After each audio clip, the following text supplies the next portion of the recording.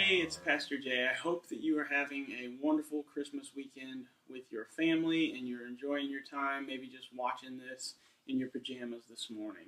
I know that I would much rather be in my comfortable sweatpants and maybe I actually have them on from the waist down and you just don't know it. But no, I hope that you've had a great weekend. Hey, Christmas is over.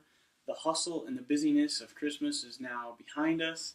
The presents have all been wrapped and unwrapped. The tree has been put up and maybe torn down by now, or you're still stepping on pine needles, that kind of thing. You don't have to worry about chasing around the pie face game that Toys R Us doesn't have and that you've got to buy on eBay for $60. All these wonderful things are all behind us now. I just want to share with you something that has been on my heart for a while. As we look at this new year, we're always thinking about our next steps. At Dayspring, we're talking about our next steps. What's next? In life, we're always talking about what's next. We're setting goals, and people are saying, what's your next step? What are you going to do next? Where are you going to go next? Where are you going to move up the ladder next? All of these things. What kind of goals is it that you're setting for yourself this next year? A lot of us set goals. Hey, I'm going to lose 30 pounds, because I just set and ate half of a ham by myself because it's a sweet ham and it's from Cracker Barrel and it's so good and I just love it. Or we're setting goals, hey, I want to get out of debt. I'm doing the financial peace thing in January and I'm going to get out of debt. That's great. That's awesome. We have goals to finish school, to finish college. We want to see our kids finish college. We want to see our kids get married so that their spouse can take on their college debt. And parents, you don't have to pay that anymore. All of these things. It's good to plan, and it's great.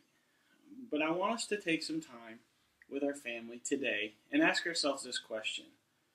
What's now? What is it that's going on right now that needs your attention? As you enter into 2016, take some time with your family to analyze this, to look at this. What is it that needs your attention right now? Over the past few weeks, I've had several opportunities that have come my way to ask this question, what's now? One of those happened this last Friday as we were running around the week before Christmas. Jed and I went to Fort Wayne for the day to get some Christmas shopping done. I had my list, I had my time planned out and things I needed to get done and so that I could get back and get home and still have time to do other things. We get to Fort Wayne, we run to Toys R Us, they don't have what we want.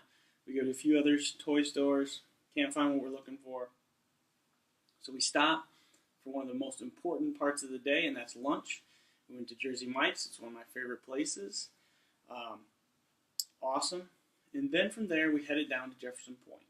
So we're heading down to Jefferson Point, and as we're headed there, I got so caught up in the fact of the next step that we had to do and the next thing that we had to get that I forgot on my way in, my gas light came on, and I had about 40 miles to go until I was out of gas. And so we get back on the interstate and we're headed down toward Jefferson Point, and the unthinkable happened. Yeah. My dashboard lit up like a cockpit, and as I pushed the accelerator, the gas gauge dropped, the speedometer dropped, and the car stalled out. And I pulled over off to the side of the road, got it stopped, I got it started, I moved a little bit again, and it stopped. And it wouldn't start. I ran out of gas. I failed to think about what was now and the fact that I needed gas in this moment. Half a mile from my exit, freezing cold, nowhere to go, what do I do next? I failed to think of the present and what I needed in that moment. And I find that in our lives, we're doing the same thing. We get so busy and we get so wrapped up in life that we forget about what's right in front of us.